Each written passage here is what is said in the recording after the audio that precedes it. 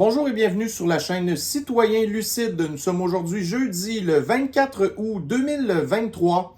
Donc, tout premièrement, je voudrais vous remercier pour tous les super de beaux messages de support que vous m'avez fait hier là, suite à ma vidéo là, pour souligner les 3 ans en fait de la chaîne. Alors, je suis vraiment super content de voir comment est-ce qu'écoutez, que vous m'appréciez, puis à un moment donné, il faut accepter les bons commentaires, puis les bons compliments. Alors, puis là, je me suis rendu compte aussi qu'on a même une vingtaine de nouveaux abonnés qui se sont ajoutés à la chaîne. Donc, j'espère ne pas décevoir ces personnes-là qui peut-être ne me connaissent pas et que ce sera pour elles là, une nouvelle façon de faire de l'analyse et de voir l'actualité. Alors, sans plus attendre, eh bien, nous démarrons notre revue de l'actualité maintenant. Alors, pour faire changement, on va commencer avec une bonne nouvelle. OK? Donc, faites une croix sur le calendrier, là. Donc, nous avons ici un article dans le Daily Mail. Là, vous allez me dire, ouais, mais ça part mal ton affaire, mais attendez une minute, là. Donc, vous avez ici, la masque mania. Donc, nous, on va dire la guenille mania, qui continue à s'étendre aux États-Unis encore. Donc, l'université de Rutgers, dans le New Jersey, et certains hôpitaux à New York qui recommencent à obliger le port de la guenille. Par contre, la TSA, donc ça c'est la Transportation Safety Agency, donc je dirais probablement que ça doit être ça, là.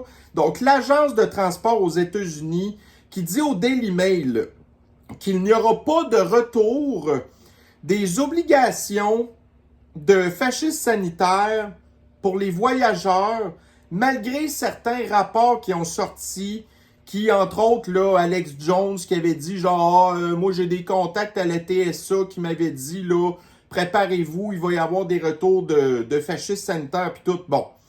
Fait que c'est sûr que la TSA, c'est aux États-Unis, c'est pas Transport Canada au Canada. Donc, on se rappelle comment est-ce que c'était ridicule pour certains voyageurs, par exemple, qui partaient de la Floride, pas obligés de mettre leur guenille dans l'avion, puis une fois rendu passé la frontière canadienne, alors, hello ladies and gentlemen, donc là, on est rendu maintenant au Shenandoah, au Kanistan, comme vous voulez, puis là, à cette heure, il faut que vous portez votre guenille. Ou l'inverse, vous partez de Toronto avec une guenille d'en face, puis rendu au-dessus de la frontière américaine, là, vous pouvez enlever vos guenilles, tu sais. Ça, c'était vraiment super scientifique, là.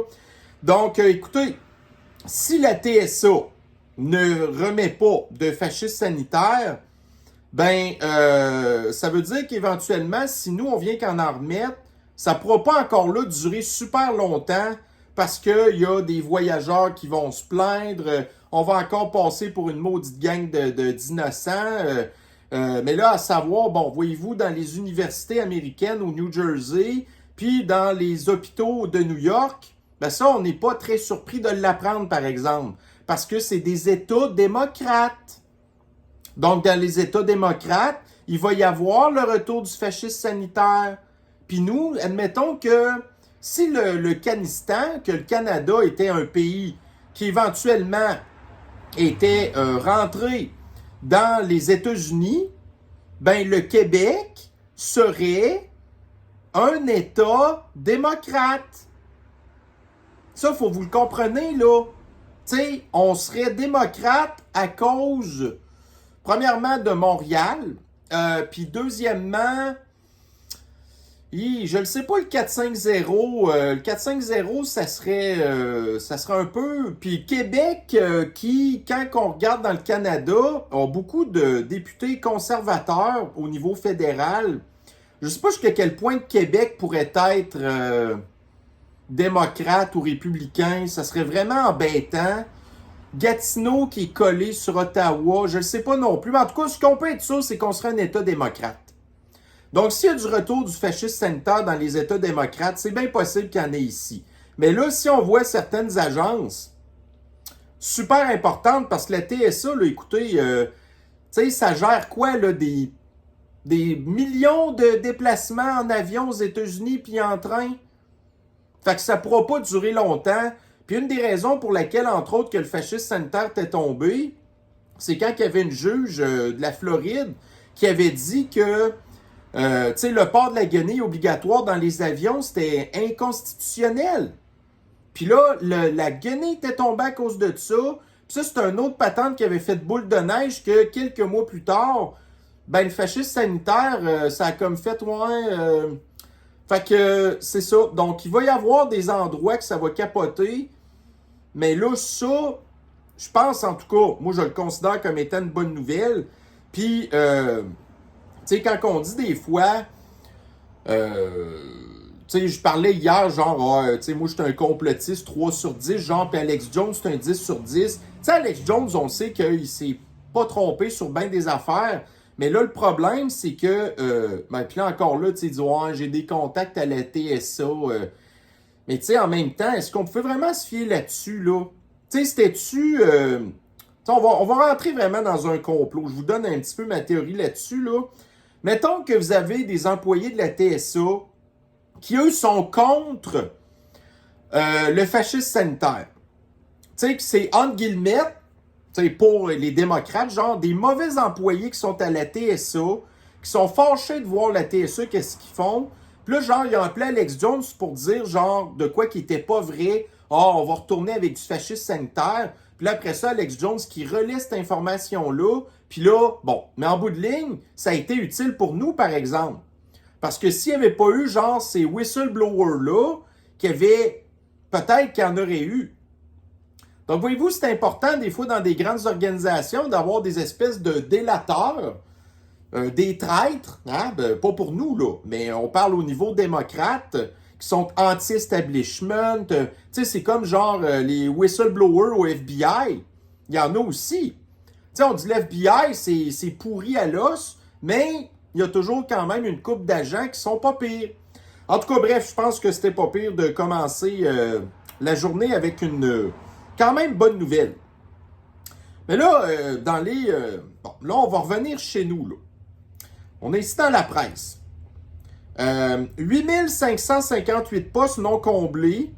J'ai besoin d'aide, lance Drainville aux enseignants. Donc là, il manque 8558 postes d'enseignants qui sont non comblés au Québec, dans les écoles, là.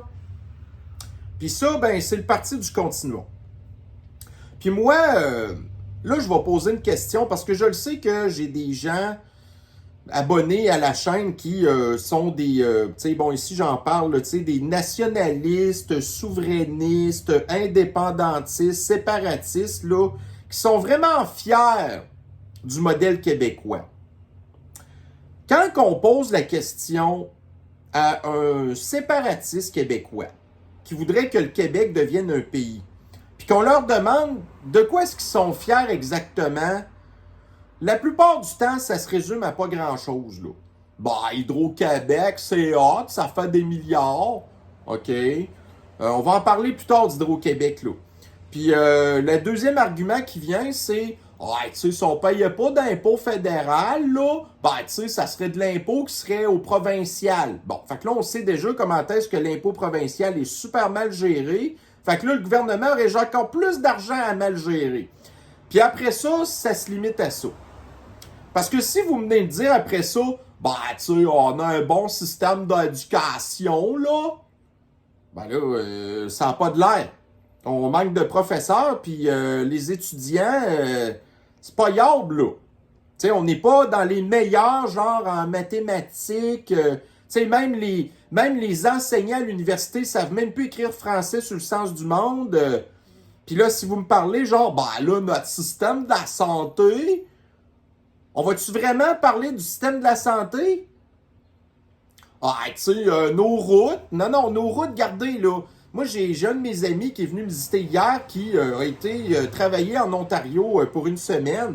Puis il dit, les routes en Ontario, là, sont belles en maudit, hein? Puis il dit, regarde, les seules routes que j'ai vues qui étaient pas belles en Ontario, c'était des routes qui étaient en réparation. Fait que, sérieusement, là, moi, le continuons. Puis, non, je suis désolé, là. Mais regardez, c'est comme si, admettons, vous étiez, genre, locataire d'une maison depuis, mettons, 40 ans. Mais la maison, elle tombe en ruine, puis elle aurait besoin, c'est même plus des rénovations majeures, là. La maison est tellement pourrie que, puis je fais exprès de dire pourrite parce que c'est encore plus pourri que pourrite, en tout cas, il faudrait la refaire au complet. Mais là, vous allez à la banque pour emprunter de l'argent pour racheter cette maison-là. C'est un petit peu ça le Québec, là. Tu sais, le Québec, avant de penser vouloir être souverain, faudrait qu'on ait de l'allure avant de même y penser. Parce qu'autrement, c'est rien qu'émotif votre affaire. Tu sais, vous allez emprunter, genre, mettons, 200 000 à la banque pour acheter votre maison qui est pourrite, mais la maison, elle vaut rien parce qu'elle est pourrite. C'est ça le Québec. Puis en plus, si on se séparait, ben on serait obligé de ramasser une grosse partie de la dette fédérale. Tu sais, qui nous serait envoyée, dirait, écoutez, séparez-vous, mais là, tu sais, en fonction de votre population, ben vous vous ramassez peut-être avec 20% de la dette fédérale. Là, tu sais, oh, c'est pas de même que ça marche. Oui, oui, c'est de même que ça marche. Tu sais, admettons, là, vous êtes marié avec quelqu'un, vous vous séparez, ben les dettes sont divisées entre les deux personnes. Ça va marcher la même affaire si on se sépare, là. Fait qu'il n'y a pas de quoi être fier. Ça veut pas dire qu'on n'aime pas le Québec, là, mais quand on demande pourquoi qu'on l'aime, ben des fois, on se pose un peu des questions. Puis c'est sûrement pas à cause du climat, là.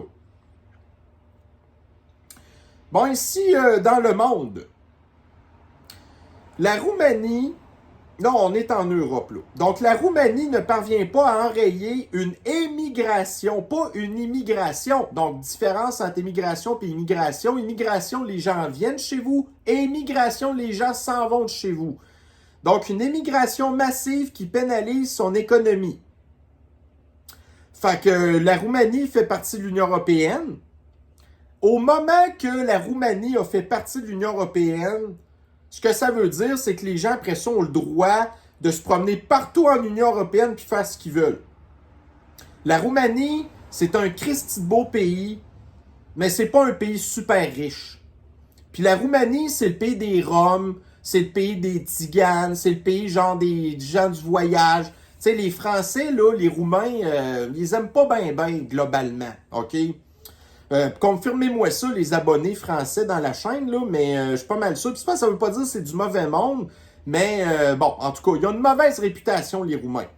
Fait que bref, les Roumains, à cette heure, qui s'en vont de leur pays pour aller travailler dans d'autres pays plus riches, parce qu'on leur a fait croire que l'Union européenne, c'était comme genre le rêve américain. Tu sais, venez aux États-Unis, vous allez avoir plein d'opportunités.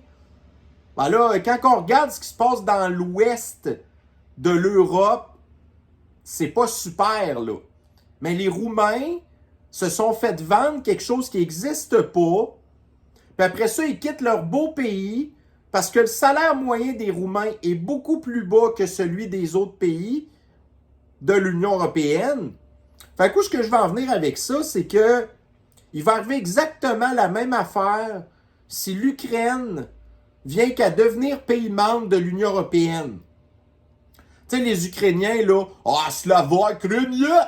Slavoie-Ukrainiens! » Bon, ouais, vous êtes bien fiers de votre pays, mais à la minute que vous allez être membre de l'Union européenne, vous allez être les premiers à sacrer votre camp de l'eau. Tu sais, l'Ukraine, ben, à part genre la Crimée, puis tout ce qui entoure pas mal la mer Noire, tu sais, l'Ukraine, là, c'est pas un beau pays, honnêtement. OK? Vous avez une grosse partie du pays que c'est flat à mort. Ça a l'air genre des prairies, là, tu sais, genre la Saskatchewan, puis l'Alberta. C'est pas super beau, ces endroits-là. C'est flat au bout. Tu conduis en char, là, tu vois aucune montagne. C'est vraiment poche. Puis en plus, ça, c'est un autre truc. Tu sais, c'est un gros producteur de blé, l'Ukraine, là. Puis là, les autres pays de l'Union européenne veulent pas que l'Ukraine adhère à l'Union européenne, comme la Pologne, par exemple. Parce que si ça arrive, ben là, la Pologne, eux, leur blé, il coûte beaucoup plus cher que celui de l'Ukraine. Fait que là, l'Ukraine, après ça, vont faire du dumping de blé dans l'Union européenne. Puis ça, c'est une autre affaire. Les Ukrainiens réalisent pas là, que s'ils deviennent membres de l'Union européenne, c'est fini Slavoie-Ukrainiens. Non, non, là, vous allez perdre votre drapeau. vous allez vous ramasser avec le drapeau de l'Union européenne, puis ça va être des Ursula von der Leyen qui va décider à votre place. Au même titre que là, ça a l'air que les États-Unis, en tout cas, on a vu déjà, non, je pense que c'est les Allemands, ou en tout cas, je ne sais pas trop qui, là, qui veut installer peut-être des bases éventuellement en Ukraine. Est-ce que vous pensez que les bases étrangères en Ukraine vont être gérées par Slava-Ukraine? Non! Fait que vous allez perdre votre souveraineté, justement. Tu sais, admettons, genre, justement, là, les souverainistes québécois pro-Ukraine. Donc, l'Ukraine, présentement, bon, c'est ultra corrompu, là, mais admettons que, au moins pour l'instant, c'est indépendant. Ben, c'est comme si l'Ukraine devenait membre de la Fédération canadienne. Genre, le Québec est souverain, puis le Québec deviendrait incorporé dans la Fédération canadienne. C'est exactement la même affaire, l'Union européenne. Si l'Ukraine rentre dans l'Union européenne, c'est terminé la souveraineté ukrainienne, là. Ça va être Slava Europa. Hein? Ça va être yeah, vive l'Europe. C'est ça qui va arriver. Bon, ici, dans le 24 heures, donc hier, j'avais écouté le podcast de Yann et Franck, là, puis ils ont parlé de ça au début, puis là, je suis justement tombé sur l'article tantôt. Fait que si vous n'avez pas écouté Yann et Franck, parce que vous dites que c'est l'opposition contrôlée, en tout cas. Donc, je vais vous en parler, moi, de cet article-là, donc dans 24 heures. 24 tout court, whatever. Donc, tous morts du réchauffement climatique, des jeunes arrêtent d'épargner pour leur retraite. Fait que ça, c'est le discours des apocalyptiens du climat qui fonctionne extrêmement bien auprès de la clientèle de l'extrême gauche, que c'est la même clientèle avec qui le fascisme sanitaire, ça fonctionne. Toute la propagande de la communauté flyée. Fait que là, ici, ils ont interviewé une personne qui s'appelle Sauvan, si je ne me trompe pas, dont vous avez l'image à l'écran. Alors, je vais essayer de vous grossir ça un petit peu. Ça, c'est Sauvan, qui apparemment, en tout cas, qui apparemment est un homme. Donc ça, moi, je suis sûr que c'est impossible. C'est clairement une femme biologique qui se prétend être un homme et qui, en plus, a l'espèce de coupe de cheveux, là, les os des Bahamas, justement. Parce que je disais hier que j'aimais beaucoup les Bahamas, mais pas quand c'est votre couleur de cheveux, OK? Fait que c'est ça. Puis là, elle disait genre, je garde de quoi soigner mes chats. Donc, on est-tu vraiment étonné que tout ce qui, en fait, là, partage la vie de Sauvan, c'est ses chats.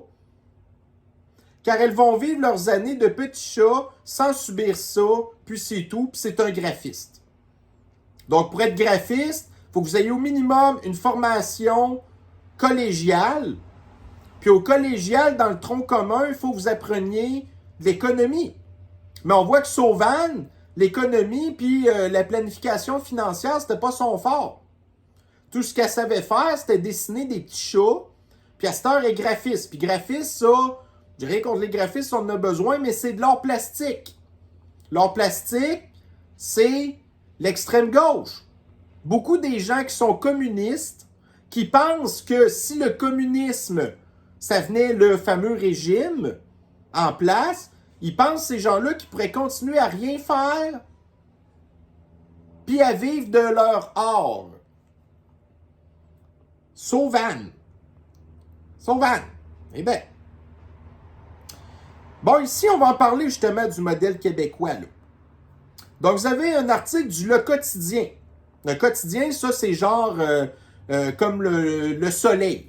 OK? C'est la même espèce de coop là, de médias, genre.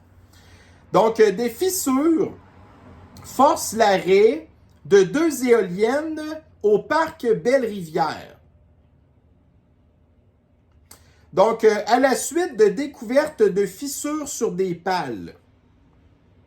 Ce qu'on apprend dans l'article, En mai dernier, une inspection a permis de découvrir des fissures sur les pales de 2 des 6 éoliennes, entraînant ainsi l'arrêt de leur opération pour quelques mois.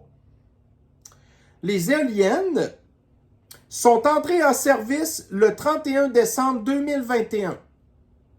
Donc, des éoliennes qui n'ont même pas 2 ans, avec des défauts de fabrication. On apprend que les éoliennes sont en provenance d'Allemagne. Puis là, ils ne nous disent pas c'est quoi la marque, mais c'est sûrement des éoliennes Siemens. Puis j'en avais parlé de Siemens. Ça, c'est la plus grande compagnie fabricante d'éoliennes au monde. C'est supposément une espèce là, de chef de file puis de fierté allemande là, qui est dans le trou à cause de ces éoliennes, qui ont des problèmes de conception, de micro-fissures dans les pales, puis que même le mât là, est mal conçu aussi. Fait que là, Siemens sont obligés de dédommager leurs clients. Fait que là, Siemens, regardez, ils vont probablement venir qu'à faire faillite. Donc là, les éoliennes en question ici, qu'on a achetées à Siemens, pour l'instant, sont garanties. Fait que là, éventuellement, ils vont les réparer. Mais là, tu sais, tu peux pas réparer des pales d'éoliennes avec de la potée, là, comme c'est un char rouillé. C'est fait en composite, ça, là. On n'a pas l'expérience pour réparer ça. Fait que ce qui va probablement arriver, c'est que ça va prendre des nouvelles pales qui viennent d'Allemagne, qui vont être livrées par bateau, qui fonctionnent au diesel, qui font des émissions de gaz à effet de serre. Puis là, après ça, je ne sais pas si où, moi, le parc éolien de Belle-Rivière, mais c'est pas à côté du port, là. Fait que ça va prendre des camions qui fonctionnent au diesel, puis ça va prendre des grues qui fonctionnent au diesel. Puis là, après ça, donc des éoliennes flambant neuves qui sont déjà brisées, là, qui feront pas d'électricité pendant des mois de temps. Tu sais, j'en avais parlé la semaine passée des éoliennes en France, que ça a pris 1 an avant qu'elles reviennent en service. Ça se peut-tu que les clients de Siemens qui sont en Europe, qui ont des problèmes avec les éoliennes, vont être prioritaires pour être réparés, puis que nous, on va passer en dernier? Puis qu'est-ce qu'on retient de ça aussi? C'est que 2 éoliennes sur 6, pour l'instant, qui ont des problèmes, ça représente quand même 33% des éoliennes qui ont un gros problème. Des éoliennes qui sont supposées durer 20-25 ans et qui sont déjà capotes au lieu de... Ouais. Puis ça, c'est Hydro-Québec. La fierté des gens du continent. On doit se séparer du Canada parce que Hydro-Québec, c'est une fierté, ça, là. Qu'est-ce qui nous dit que nos autres éoliennes, ils n'ont pas les mêmes problèmes? Hein? La fierté du Québec, ça, Hydro-Québec, ouais. Bon, ici, dans le Journal de Montréal, il faudrait que je prenne 3 autobus. La refonte d'Exo complique la vie des cégepiers. Bon, Exo, ça, c'est le service de transport en commun de la rive sud de Montréal, qui a été obligé de virer à l'envers tout le trajet d'autobus depuis que le REM est la seule patente qui a le droit de traverser sur la rive sud de la rive sud à la rive nord de Montréal en passant par le pont Champlain. Fait que là, il y a des étudiants que leur transport en commun est viré, comme je vous disais tantôt, tout croche à cause de ça. Le transport en commun, là, c'est fait pour les étudiants, pour les gens qui n'ont pas les moyens d'avoir des chars, puis pour les gens qui sont un petit peu bizarres. Puis, si vous n'êtes pas bizarre, puis vous prenez le transport en commun, ça arrive. Il y a toujours les exceptions qui confirment la règle. Mais en majorité, des étudiants, des gens qui n'ont pas moyen d'avoir des chars, puis des gens bizarres. Puis il y a un autre petit pourcentage de gens qui doivent écouter ma chaîne d'ailleurs, qui ne doivent pas aimer le transport en commun, mais pour toutes sortes de raisons, ils le prennent. Je ne vous embarque pas là-dedans. Fait que voyez-vous, là, les administrateurs du transport en commun, ils ne prennent pas, eux, le transport en commun. C'est des gens qui gagnent dans les 6 chiffres, qui ont des chars, qui vivent en banlieue, Puis ils le prennent pas. Puis après ça, ils dérangent le trajet. Puis là, les clients sont pas contents. C'est toujours ça, le transport en commun. Puis après ça, ils veulent qu'on devienne esclave de ça. Bon, ici, dans le Journal de Montréal, encore, des penthasses chahutés par le REM. Donc là, vous avez une espèce de journaliste, là, qui, tu sais, regardez, là, un journaliste qui a une coupe Longueuil, ça part mal. Vraiment. Donc ici, l'article commence de même. À Montréal, le journaliste Louis-Philippe Messier se déplace surtout à la course, son bureau dans son sac à dos, à l'affût de sujets et de gens fascinants.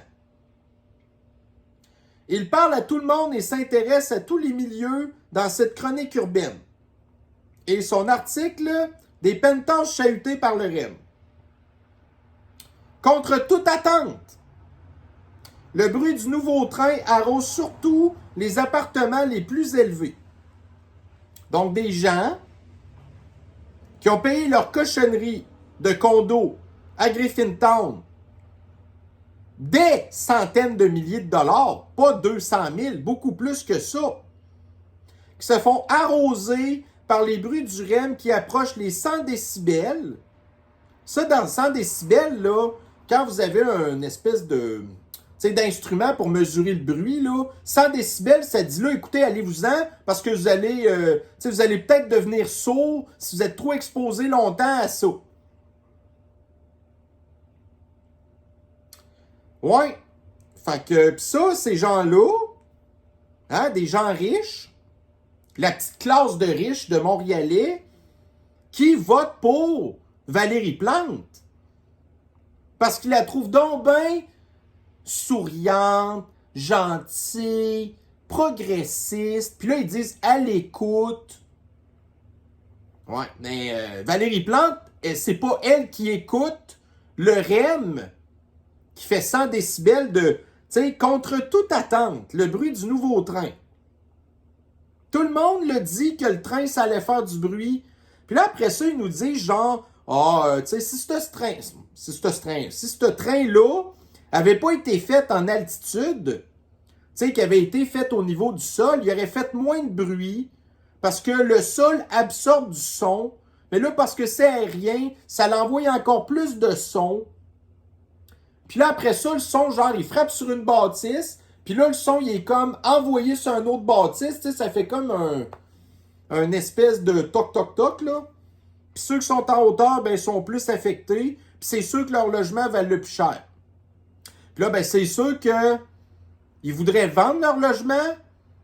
Puis là, ils vont faire visiter le logement avec le REM qui passe. Puis ils vont dire, ouais, t'es-tu mal? Je vais pas acheter ça, ça fait bien trop de bruit. Fait que là, la valeur de leur condo, leur penthouse, vient de chuter à cause de ça. Ça, c'en est d'autres probablement. Ben, ouais. Je sais pas pour qui ils ont voté, ces gens-là. Parce qu'on est sur l'île de Montréal. Tu sais, mettons fédéral, là. C'est-tu des gens qui votent pour le Bloc ou Trudeau?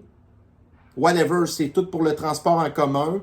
C'est sûrement pas des gens qui ont voté pour le... Continuons. Puis PQ, j'en doute. En tout cas, c'est du monde vraiment bizarre. Mais tant pis pour eux. Ils ont voté pour ça, ils l'ont. Ici, dans Libération. Donc, l'Iran, l'Argentine, l'Égypte, l'Éthiopie, l'Arabie Saoudite et les Émirats Arabes Unis rejoignent le groupe des États non alignés qui veut gagner en influence dans le monde.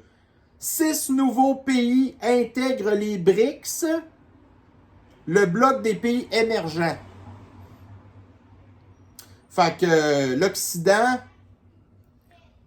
ça comprend les États-Unis, le chien de poche de Canada qui n'a aucune identité, l'Union européenne qui fait tout ce que les États-Unis lui disent, qui disent « Ah, l'Occident, c'est tellement merveilleux, on est la première puissance mondiale, on est bon, on est beau, non. Ouais, mais les autres, ils veulent plus rien savoir de ça, se faire gérer par une gang de woke, communistes, qui en plus s'attaquent à leur économie en disant « Oh, le pétrole, c'est mal, voyez. » OK, c'est parce que, regardez, là, les Émirats arabes unis, l'Iran, l'Argentine, les Émirats arabes unis, en tout cas, bref, tous des pays producteurs de pétrole qui se font dire par l'Occident « Faut arrêter le pétrole. » Ces gens-là disent « Non, non, non, là, on est à bout de vous, là. » Fait que là, vous allez avoir d'un côté l'Occident qui se démène à avoir des cochonneries à batterie, des éoliennes qui micro-fissurent au bout d'une couple d'années, des panneaux solaires fabriqués en Chine, toutes des cochonneries complètement inefficaces, pendant que vous allez avoir les autres pays des BRICS, ceux qui vont continuer à carburer au pétrole, à se faire de l'argent, à développer des technologies, à être capable de se construire des affaires grâce à l'argent du pétrole. Fait que tout ce qui était considéré comme des pays en voie de développement vont tous s'enrichir, pendant que nous, c'est le contraire. Des pays développés vont redevenir sous-développement. Tu sais? Bon, ici, donc hier, vous avez probablement entendu parler de ça, là. Il y avait le débat sur Fox News des candidats qui se présentent à la présidentielle américaine de 2024. Mais The Orange Man, il voulait pas y aller. Parce que dans sa tête à lui, il est tellement insurmontable dans les intentions de sondage qu'il se dit que ça valait pas la peine d'aller là. Fait que c'est Fox News qui a en fait hébergé là, le fameux débat en question que j'ai pas écouté. Ça a l'air qu'il était super plate. Fait que c'est pour ça que je l'ai pas écouté. Mais je m'étais dit, garde, je vais aller écouter voir ce que Tucker a fait parce que, tu sais, The Orange Man il a été plutôt reçu par Tucker Carlson sur Twitter, X. Alors, j'ai écouté ça. Ça durait 46 minutes. Puis, bon, en tout cas, première affaire qu'on remarque, c'est que même si The Orange Man est pas vraiment beaucoup plus jeune que Joe Biden, The Orange Man, il est pas mal plus à la coche pareil au niveau dentaire. Par contre, j'ai... bon, premièrement, Tucker, comparativement, admettons, dans les débats, Tucker a beaucoup laissé parler The Orange Man. Est-ce que c'était une bonne affaire? Je ne le sais pas. Sérieux, Tucker, il a peut-être posé quoi? 4-5 questions sur 45 minutes? Le restant du temps, c'était The Orange Man qui... j'ai rien contre lui, honnêtement, là. Moi, je serais quand même bien content si c'est lui qui reprenait le pouvoir en 2024. Mais je vais vous dire qu'honnêtement, tu sais, hier, là, c'était genre, me, myself and I, je suis menacé, je suis ci, je suis ça, blablabla. Il a passé quasiment la moitié de l'entrevue à reparler encore de l'élection de 2020. Tu sais, il a jamais parlé genre de ça allait être quoi ses politiques en 2024 s'il revient, qu'est-ce qu'il va faire. Non. C'était tout le temps encore les cochonneries de patentes qui se sont passées en 2020. Tu sais, on le sait ce qui s'est passé en 2020, mais so what, là? On est rendu en 2023. C'est pas l'élection de 2020 qu'il faut que tu repenses à faire, c'est celle de 2024. Puis là, la population américaine, genre, le coût de la vie, le fascisme sanitaire qui veut essayer de revenir, c'est quoi tu vas faire avec ça? Non. Moi, c'est l'élection 2020, là. En tout cas, fait que ça pour dire que si vous pensiez regarder ça, attendez-vous pas à être vraiment épaté. Ce qui est vraiment épatant, par exemple, c'est que à l'heure que j'ai partagé la publication, le nombre de fois que la vidéo de Tucker avait été vue, c'était 175 millions de fois en 12 heures. 175 millions, c'est la moitié de la population des États-Unis. Ça doit être probablement un record de nombre de vues sur Twitter YouTube, les médias, jamais personne n'a eu des cotes d'écoute aussi grandes que ça.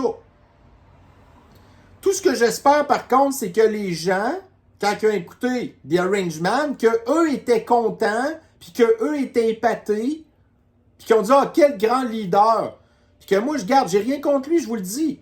Mais ce qu'il dit, c'était fucking plate. C'était fucking pas utile pour la population américaine. Mais on le sait qu'il serait pas mal plus utile que les démocrates, ça c'est clair, là. Bon, ici, dans le Insider Paper, donc évidemment, si le fascisme sanitaire revient, ben, on peut être un petit peu inquiété que les obligations de poison reviennent. Ça se pourrait. Mais là, ici, vous avez que le variant, qui, je ne sais pas c'est quoi son nom à lui, selon le CDC, OK? Le CDC, là, c'est comme l'Agence de l'antisanté du Canada. C'est comme le ministère de l'antisanté du Québec. C'est une agence qui est aimée par l'extrême gauche, par le culte, par l'establishment, OK? Donc, le CDC dit que même si vous êtes empoisonné, que vous avez pris le poison, ben, vous allez quand même avoir des chances de pogner la sniffles pareil. Donc, on le savait que l'ancien poison n'empêchait ni la transmission ni de le pogner. Mais là, le nouveau poison va pas plus empêcher de le transmettre ou de le pogner. Donc, le nouveau poison ne sera pas plus utile que l'ancien. Ça, c'est le CDC qui vient de le dire.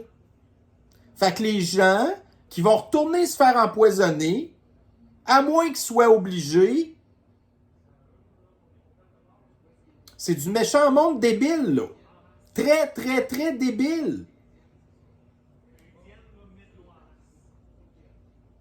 Bon, hier, il y a une grosse nouvelle qu'on a entendu parler. Donc, c'est le premier tweet que j'avais vu là-dessus, mais après ça, j'ai vu d'autres confirmations ailleurs, là. Donc, on a appris que l'avion privé de Yevgeny Prigozhin, en tout cas, bref, le big boss de Wagner. Vous savez, Wagner, ça, c'était la gang de mercenaires qui ont donné, on va dire, énormément de fil à retordre à Slovaquie. OK? Fait que le gars, hier, son avion est parti de Moscou pour s'en aller à Saint-Pétersbourg. Saint-Pétersbourg, en tout cas, whatever, là. Saint-Pétersbourg. Bon. Puis rendu dans le nord de Moscou, son avion a explosé avec 10 personnes à bord, dont lui. Donc, apparemment que le big boss de Wagner ait perdu la vie prématurément. Puis on ne sait pas trop qu'est-ce qui s'est passé encore. Fait que, bon. Donc, on sait que ce gars-là avait essayé de faire un coup d'État en partant de sa base au sud de Moscou. Puis là, il disait, ah non, on va aller marcher sur Moscou, puis tout. Puis là, en bout de ligne, il avait réussi à s'entendre. Puis là, tu sais, vous avez genre, tu sais, le leader de l'Empire soviétique qui avait comme donné un sauf-conduit. Fait que là, lui, il s'était ramassé en Biélorussie. Mais là, il était supposé rester là, là. Fait que là, il est retourné sur le sol russe. Puis, ben, c'est ça. Donc, c'est possiblement un coup du leader russe, en tout cas. Fait que bref, quelles seront les conséquences de ça? On le sait pas. Mais on voit que il n'y a pas seulement en Occident qu'il y a des opposants politiques que leur avion s'écrase. Hein? On a vu ça à plusieurs reprises. Des anciens alliés, des Clinton, des démocrates, que leur avion s'est mystérieusement crashé, là. Ça arrive aussi à l'Empire soviétique. Bon, alors, ici, on s'en va en Allemagne, là, avec la coalition de l'extrême gauche qui est présentement au pouvoir en Allemagne. Que là, pour eux, la priorité, c'est pas l'inflation, le coût de la vie, les problèmes d'immigration, d'augmentation de violence, les problèmes économiques. Non, non, non, non, non. La priorité du gouvernement de l'extrême gauche allemand, c'est d'approuver une loi qui va permettre aux gens de changer leur genre et leur prénom une fois par année. Tu sais, là, la communauté flyée qui a des problèmes mentaux graves, puis que vous avez un gouvernement qui donne de l'importance à ces gens-là, alors que le pays a des problèmes super plus pires que ça. Puis ça, là, c'est l'Union européenne, là. L'Ukraine, c'est la Ukraine qui voudrait devenir membre de l'Union européenne pour, en bout de ligne, se retrouver avec des gouvernements de même qui sont tous backés par des George Soros puis des cochonneries de même. Puis l'autre patente que j'ai vue aussi qu'il voulait faire, c'était... Hey, maudite merde. C'était un autre patente qui se tenait pas debout, là. Il y avait une autre loi qu'il avait voulu mettre, qui avait pas d'allure non plus. Tu fais le même maudit gouvernement.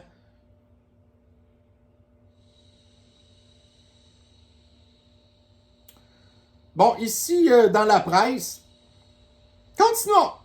La fierté du Québec. Hein? Le Québec qui va devenir une plaque tournante des cochonneries à batterie. Donc, vous avez ici Nordvolt qui trouve 1,6 milliard de dollars pour sa méga-usine.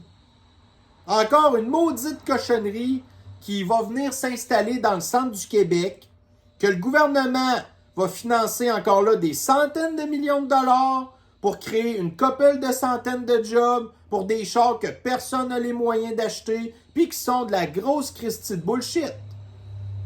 D'ailleurs, je pense que j'ai de quoi qui vient un petit peu plus tard là, quand on en parle de ça, là.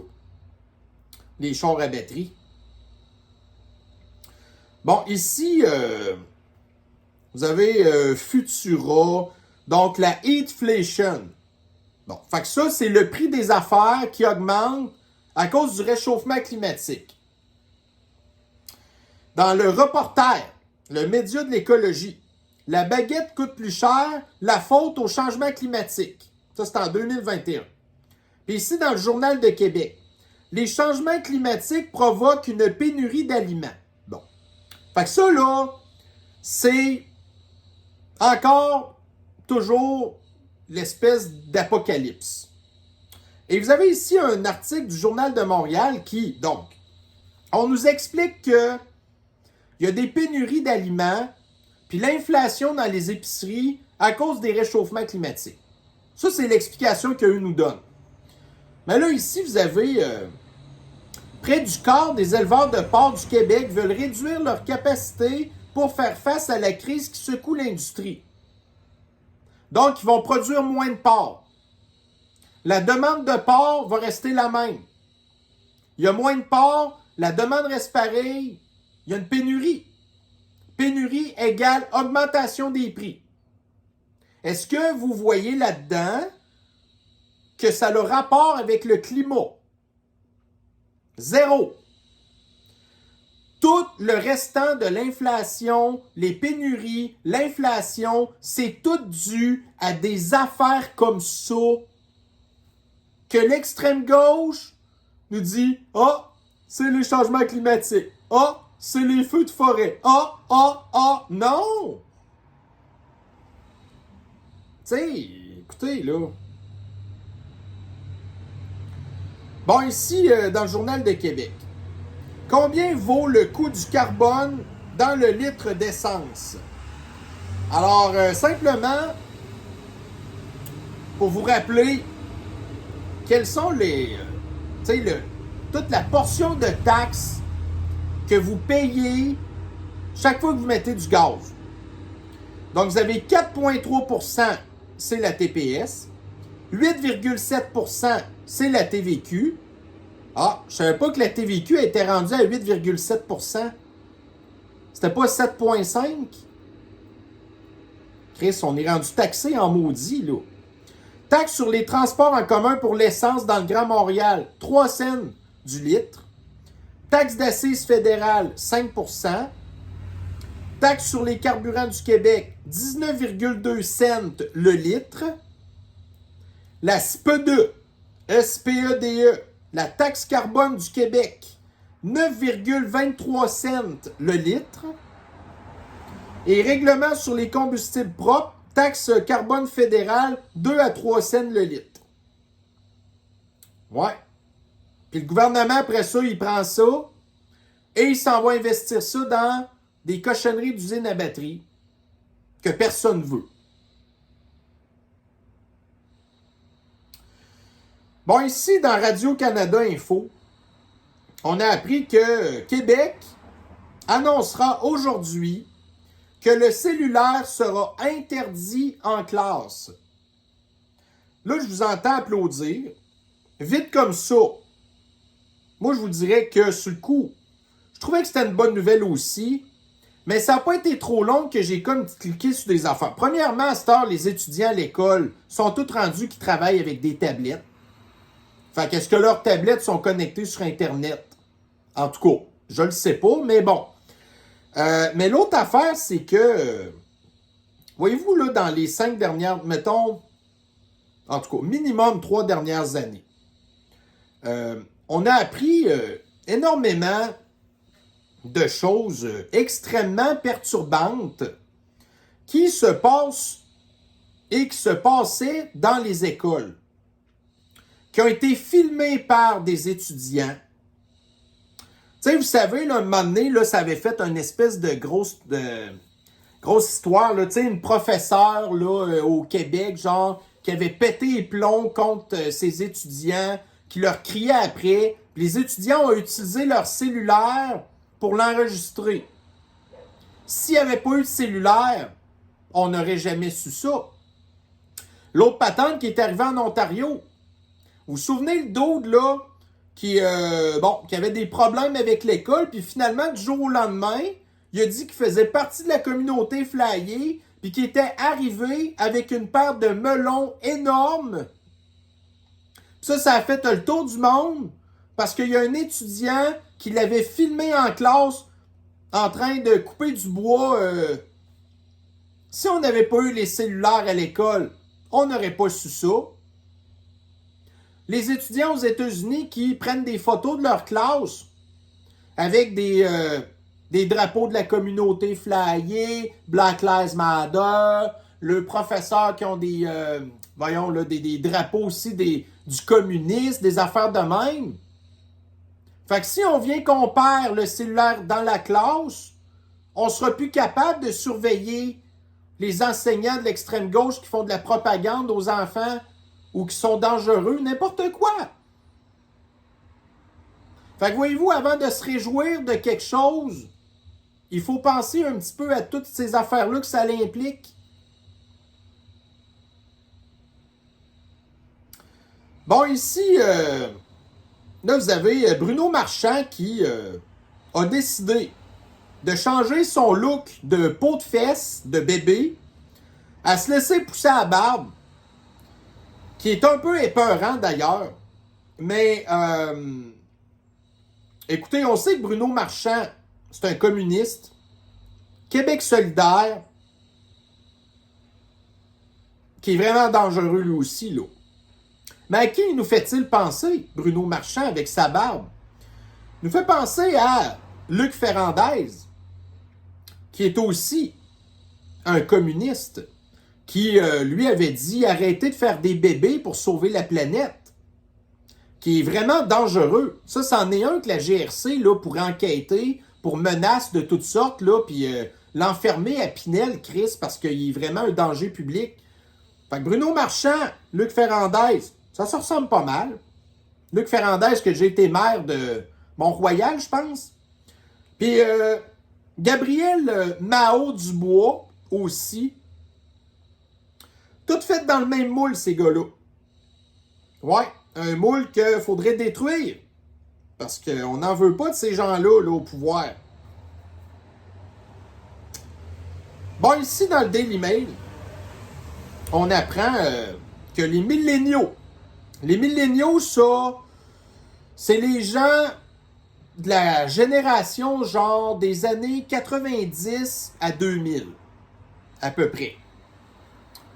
Donc, ceux qui ont des salaires, des revenus d'à peu près 200 000 $ par année, qui habituellement vivaient en Californie et à New York, ces milléniaux-là, qui sont quand même des gros impôts, s'en vont vivre plutôt dans l'État de Washington, dans l'État de, ça c'est l'Arizona, dans l'État du, ça doit être le Connecticut, dans l'État du Texas, bref, tous des États, sauf Washington, là, qui sont tous républicains, parce qu'ils sont capables de payer moins de taxes, entre autres.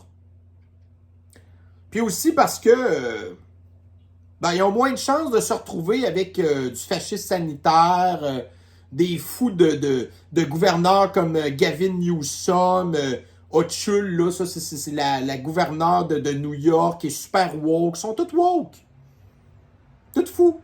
Avec Eric Adams, le maire de New York, qui est un évadé du zoo, qui devrait retourner dans sa cage, parce que c'est un esti dangereux, lui, avec. Bon, alors, écoutez, je pense que pour cette revue de l'actualité, ça va pas mal mettre fin aux nouvelles qui sont parues soit aujourd'hui ou de ça un jour ou deux. Alors, donc, j'espère que j'ai pas trop traumatisé les nouvelles personnes abonnées à la chaîne, parce que c'est comme ça que ça se passe sur Citoyen Lucide. On prend les médias normaux, on prend les nouvelles qui partagent, puis après ça, on en parle. Puis on fait des connexions, puis on se rappelle aussi des affaires qui se sont passées ici ou ailleurs, puis on se rend compte qu'on se fait remplir de marde. Fait que c'est ça le but. C'est ça le but de la chaîne. Fait que oui, je parle beaucoup, mais en même temps, il y en a qui sont tellement... Puis je dis pas que c'est un culte ou que je veux faire quoi que ce soit d'être un gourou, là, mais il y en a que je parle, genre... Puis tout ce que je dis, ils pensent exactement pareil, puis ils auraient pu dire la même affaire que moi. Puis après ça, l'extrême gauche qui veut nous contredire, puis ce que tu dis, c'est de la merde, OK, prouve-moi le contraire. Ils sont pas capables. Parce qu'ils vont pas prendre, eux, le temps de se partir une chaîne, tu sais, d'actualité où on parle de l'information que la vidéo dure pendant 50 minutes. Parce que ces gens-là, ils savent pas de quoi ils parlent. Ils sont mauvais. Mais vous l'êtes pas. Alors sur ce, je vais vous souhaiter une bonne fin de journée et on se revoit dans une prochaine revue de l'actualité bientôt. Bye bye.